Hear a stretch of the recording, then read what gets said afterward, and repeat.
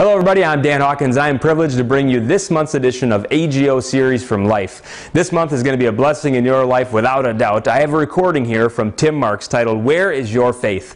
And I was actually live at this event when this recording was given, and he goes through a remarkable story where he grabs scripture and teaches about how to have faith and where your faith is at and understanding your faith. And he walks through how many people were in a position like I was. You know, Tim Marks has made quite an impact on my life. It was probably 9 years ago or so when I was in an auditorium filled with thousands of people, and Tim Marks was on stage sharing on a Sunday morning. And I remember him sitting there that morning and looking what felt like directly at me. Now, I'm sure he wasn't. I didn't even know me at the time, but it felt like he pointed directly at me and asked this question. He said, "Dan," well, he didn't really say Dan, but that's what I felt like he was saying. "Dan, why do you believe what you believe?"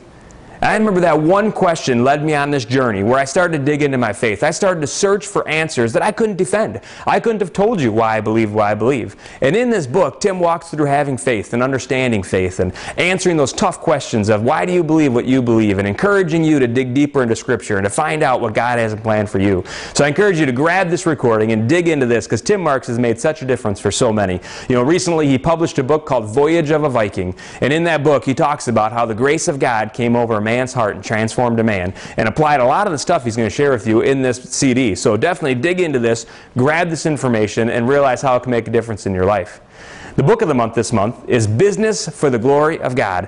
And I tell you, this book really impacted me deeply, because somewhere around 10 years ago I became an entrepreneur. And I started to pursue business, and then all of a sudden I started to get my faith right, and all these things started to collide, and I started to wonder, is this the right thing to do? Is it okay to pursue profits? Is it okay to run a business and try to gain success? And in this book, Business for the Glory of God, Wayne talks about how you can use business for the glory of God. All things were created for the glory of God. It's how we use them. It's what we do with them. And business is no different. And so this book really enlightened me and many of my business partners on how we can take and we can actually actively pursue our business for the specific reason of having the glory of God in mind. And I tell you what, we can do some great things with that. So I hope this month's AGO series is a blessing to you. I hope it creates hunger. I hope it challenges you. And I hope it leads you down a path to a more fulfilling life. God bless.